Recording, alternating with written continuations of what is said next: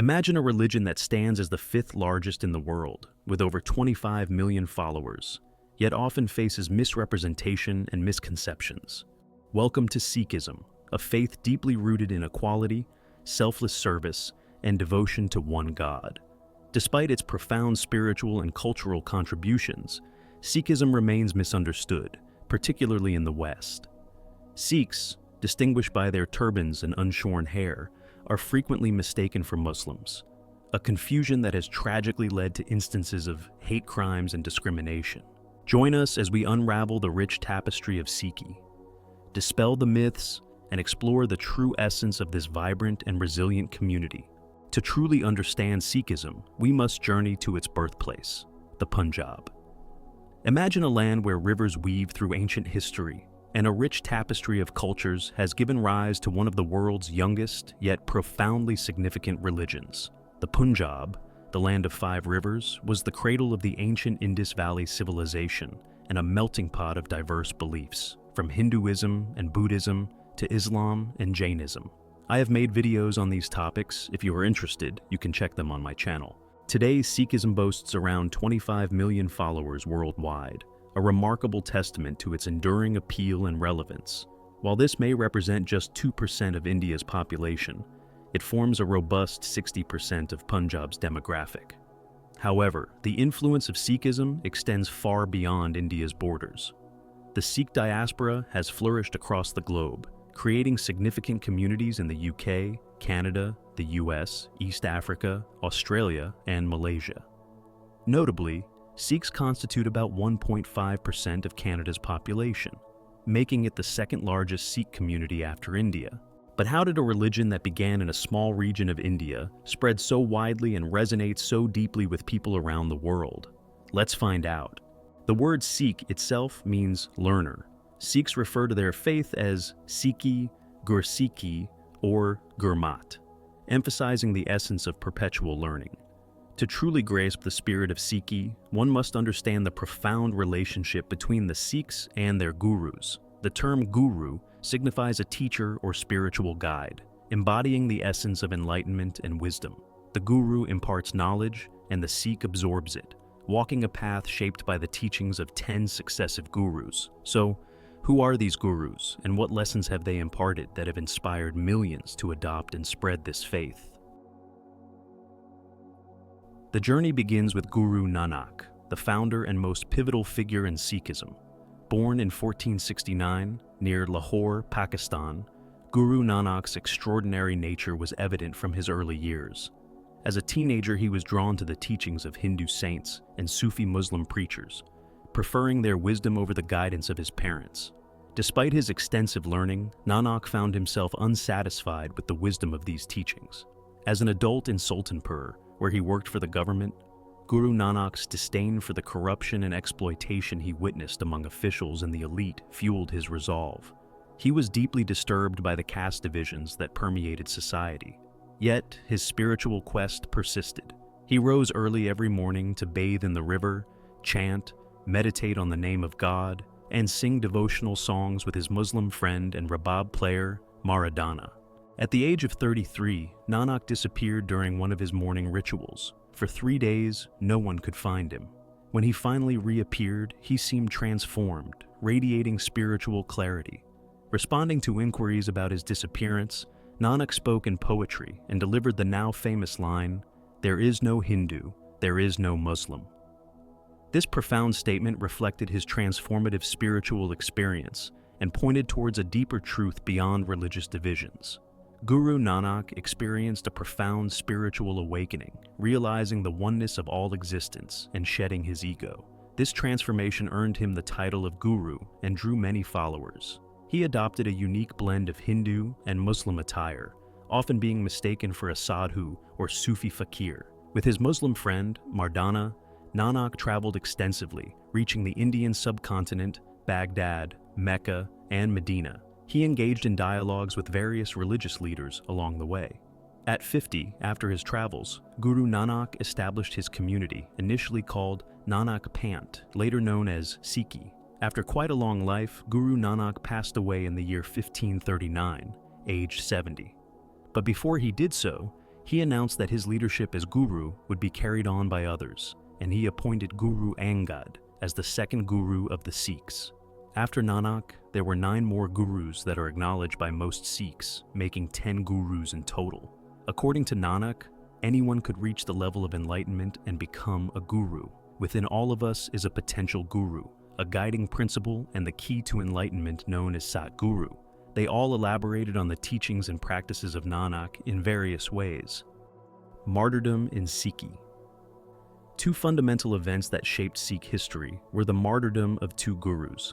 The first was the 5th Guru, Guru Arjan, who was executed by the Mughal Emperor Jahangir. Most Mughal historians considered Guru Arjan's execution as a political event, stating that the Sikhs had become formidable as a social group, and Sikh Gurus became actively involved in the Punjabi political conflicts. Guru Arjan made significant contributions to Sikhism.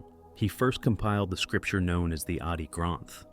The Adi Granth is what would later be expanded and named the Guru Granth Sahib, what you'd call the Holy Scripture of the Sikhs, but we're not quite there yet in our story. Guru Arjan is also significant in that he is the one who had the Harimandir Sahib, better known as the Golden Temple, built in the city of Amritsar and established this city as a major pilgrimage site for the Sikhs, which it still is today. The next martyr was the 9th Guru, Guru Tegh Bahadur. He was beheaded by the Mughals while attempting to defend the religious rights of his people. His body was abandoned by his Sikh followers. They fled easily because no one could recognize them. His son, Guru Gobind Rai, the 10th and final human guru, made significant changes to address ongoing issues in the community. He started a new Sikh community called the Khalsa and gave Sikhs a distinctive look, so that they always need to uphold Sikh values. He also ended the line of human gurus by making the Guru Granth Sahib, the Sikh holy book, the eternal guru. The Khalsa. In 1699, Guru Gobind Rai established the Khalsa community in a dramatic ceremony at Anandpur. Gathering his followers before a tent on a raised platform, Guru Gobind Singh unexpectedly emerged with a sword, asking for a volunteer to sacrifice their life for him. After a tense moment, one person stepped forward, taken into the tent by the Guru. The audience heard a striking sound. The Guru emerged with a bloodied sword, repeating his request. Eventually, 5 individuals accepted and went into the tent, each time followed by a thud. The rest of the audience was understandably shocked and nervous. In a surprising twist, each of the 5 emerged unharmed, dressed in blue and saffron robes, now known as the Guru's 5 beloved ones, and forming the core of the Khalsa order. The Guru then formally initiated them into the Khalsa. He mixed sugar and water in an iron bowl, stirring it with a double-edged sword, while reciting sacred verses from the Adi Granth. This mixture, called Amrit, meaning nectar, symbolized spiritual transformation. They drank from this vessel, symbolizing their induction into the new order, which dissolved previous social ties among Sikhs. Each of these volunteers had to leave behind their old surnames or caste names and adopt the same surname, Singh, lion, for men, and Kaur, princess, for women, as their shared last names. The Khalsa gave the Sikhs a new unified identity, tied together as one family, with one name, without caste, with the goal of defending the weak and promoting justice. Today, many Sikhs still undergo the Amrit ceremony and take the surnames Singh and Kaur. Entering the Khalsa means adhering to specific rules and the central tenet of the 5 Ks, a set of principles that continue to define the community's identity and practice to this day. The 5 Ks. 1. Kesh, unshore hair to represent discipline to comply with the laws of nature. 2. Kanga, a small comb for keeping the hair clean. This symbolizes the Sikh rejection of asceticism, that while the hair is long and allowed to grow, one still takes care of it and stays active in the world. 3. Kirpan, a sword to uphold justice and protect the weak, which is nowadays usually a small sword. It is importantly not an offensive weapon, and the Sikh Code of Conduct claims it can only be used to destroy tyrants and oppressors. It must not be used for anything else. 4. Kashera, cotton underwear as a symbol of self-restraint. 5. Kara, a steel bracelet. Its circular shape represents the infinity of God. Guru Gobind Rai made another profound decision. He ended the lineage of human gurus with himself. He declared the Adi Granth which contained hymns from previous gurus and other writers, as the eternal guru. Renamed the Guru Granth Sahib, it became the new spiritual authority for Sikhs, encompassing the teachings of all 10 human gurus. With Guru Gobind Singh's passing in 1708, the era of human Sikh gurus concluded, giving way to the Guru Granth Sahib and the Guru Khalsa Panth, the community of initiated Sikhs, as the guiding forces. To break down the name, the word Guru means guru, Granth means book, and Sahib means Lord. The Granth is not only read, but sung. It's made up of thousands of hymns. Sikhs don't have mass or service, but a kirtan, meaning communal singing. Normally these are set to classical Indian music. The Guru Granth Sahib remains central to Sikh practice today, present in every Gurdwara, Sikh temple. Indeed, the presence of this scripture defines a Gurdwara. Gurdwara translates to doorway to the Guru. People of all castes and social statuses come together here for prayer, singing, and communal meals. The langar, a free community kitchen, is found at every Gurdwara. Visitors are welcome to join in the services and meals, provided they adhere to basic etiquette, covering their heads, removing their shoes, washing their hands upon entering, and refraining from bringing drugs or tobacco inside. The most significant Gurdwara globally is the Harimandir, or Golden Temple, in Amritsar, India. Completed in 1604 by Guru Arjan, who installed the Guru Granth Sahib within it, the Golden Temple symbolizes religious tolerance. Guru Arjan invited the Muslim saint Mian Mir to lay its foundation stone. The temple's 4 doors, open on all sides, represent its welcome to all cultures and people, while the single door leading to the inner sanctum signifies that all paths ultimately lead to one God. With about 6 million visitors annually, the Golden Temple is the world's most visited place. Its langar serves free meals to approximately 100,000 people daily, making it the largest free-serving kitchen in the world. The Golden Temple's operations are entirely volunteer-run, with a waiting list of hundreds of thousands of individuals eager to contribute their time. Now, let us learn about the core beliefs and teachings of Sikhism. One God. The opening sentence of the Sikh holy book is succinct, Ik Onkar. It means, there is only one God. Nanak emphasized the singularity of this concept, with Ik signifying the numeral 1. This belief in one God is central to Sikhism. However, this God is not like any other. Sikhs believe in a formless, genderless, universal God beyond description, encompassing all reality and existing within everything. As no idol or image can represent this being, the sacred symbol of Ik Onkar is used instead. Many Sikhs call this one God Waheguru, meaning wondrous Lord. Guru Nanak and his followers stressed that this one could be understood in various ways, with no single religion holding the monopoly on truth. Whether known as Vishnu, Allah, the Tao, Yahweh, or any other name, all refer to the same one. There is no need to dispute the true God, as all are manifestations of the same divine entity. Guru Gobind Singh articulated this beautifully. Recognize all mankind, whether Muslim or Hindu, as one. The same God is the creator and nourisher of all. Recognize no distinctions among them. Human beings are all one. Equality. In Sikhism, the concept of a genderless one God establishes that men and women are equal. Sikhism was one of the first major religions to propose that all people, regardless of background, race, caste, or gender, are equal in the eyes of God. Sikh women actively participate in religious, cultural, and social activities. They also believe that all creatures have God's spirits and must be properly respected. Karma. Sikhism is not focused on actions to attain heaven or avoid hell. Instead, it views heaven and hell as the experience of life on earth, where souls are continually reborn after death, a perspective shared with Buddhists, Hindus, and Jains. However, Sikhs believe that while karma influences one's circumstances at birth, God has the power to ensure that anyone can lead a righteous life through their efforts. Sikhs believe that the birth of an individual is a special gift from God and should therefore be celebrated. Liberation. The ultimate aim in Sikhism is to attain salvation, or Jivan Mukti, by escaping the cycle of rebirth and merging one's soul with God's. This is achieved by recognizing that you are inherently a part of God and relinquishing your ego. This reunification with God's soul is known as mukti, akin to moksha in Hinduism, meaning liberation.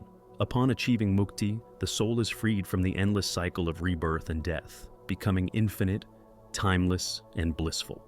This state is the closest concept Sikhs have to heaven. Maya and the five thieves. Sikhs believe that God is the creator of reality, but humans often forget this truth because they are distracted by illusion, or Maya, which diverts their minds from God. Maya keeps people ensnared in the cycle of rebirth and death. Guru Nanak taught that Maya creates a barrier between people and God. This barrier is constructed by the five thieves: lust, anger, greed, attachment, and pride. Sikhs are encouraged to avoid these thieves, which stem from Haumai, meaning I, myself. Haumai fosters self-centeredness and separation from others, preventing individuals from recognizing their unity with God. This ego-driven behavior leads people to live selfishly, generate negativity, and seek power and wealth. Such individuals are termed manmukh, oriented towards their desires. Guru Nanak attributed the world's issues to ego and Maya, noting that conflicts like those between Hindus and Muslims, or Israelis and Palestinians, arise from these sources. The Guru Granth Sahib states, "It is not religion or race, but it is wealth that divides brothers." Guru Nanak proposed a different path by embodying spirituality, practicing compassion, truth, contentment, humility, and love, and meditating on God. One can become Gurmukh, oriented towards the Guru. The three duties of a Sikh. The duties of a Sikh can be summarized in three principles. 1. Pray. This involves meditating on God and reciting or chanting God's name, Waheguru, typically done in the morning and before bed. This practice is meant to be a genuine reflection on the qualities of God, rather than a mere ritual. 2. Work. This means working hard and earning an honest living. Guru Nanak emphasized, "Only he who earns his living by the sweat of his brow and shares his earnings with others has discovered the path of righteousness." 3. Give. This principle involves sharing the fruits of your labor with others, providing free food, and contributing to the community. The Sikh tradition of a communal meal or langar at Gurdwaras is an embodiment of this. The langar, a free kitchen in Sikh temples, is open to all regardless of caste, faith, or gender, and serves vegetarian food so that everyone can partake. This practice was revolutionary in Guru Nanak's time, as it brought together people of different castes to sit and eat together. An illustrative example is when the Mughal Emperor Akbar visited Guru Arjan and was required to partake in a langar, sitting alongside peasants before meeting the Guru. Guru Nanak taught that enlightened individuals view everyone equally, like air that touches both kings and beggars alike. Seva. Selfless service. In Sikhi, there's another crucial practice beyond the three pillars: Seva, or selfless service. This is the secret ingredient that helps Sikhs stay humble and keeps their egos in check. Seva is all about giving back to the community, whether it's scrubbing floors at the Gurdwara, whipping up a feast in the langar, or tackling that mountain of dirty dishes. But Seva isn't just limited to temple duties. It extends to volunteering and constructing community projects. By integrating Seva with the core practices of meditating on God's name, working honestly, and sharing with others, Sikhs can steer clear of the five thieves: lust, anger, greed, attachment, and pride, and break free from the endless cycle of rebirth. So, roll up your sleeves, grab a mop or a spatula, and dive into Seva to keep your spirit soaring and your ego in check. The Sikh symbol, known as the khanda, holds profound significance. It comprises three primary elements: the double-edged sword, khanda, at the center, symbolizing divine knowledge and the separation of truth from falsehood; Kakaar, circular shape, representing the eternal nature of God without beginning or end; and two single-edged swords, kirpans, the kirpan of Miri and the kirpan of Piri, signifying the dual concepts of spiritual and temporal sovereignty. Together, these components embody the core principles of Sikh faith, unity, and the balance between spiritual devotion and worldly duties. Those are the basics of Sikhism, and we only covered a small portion of it.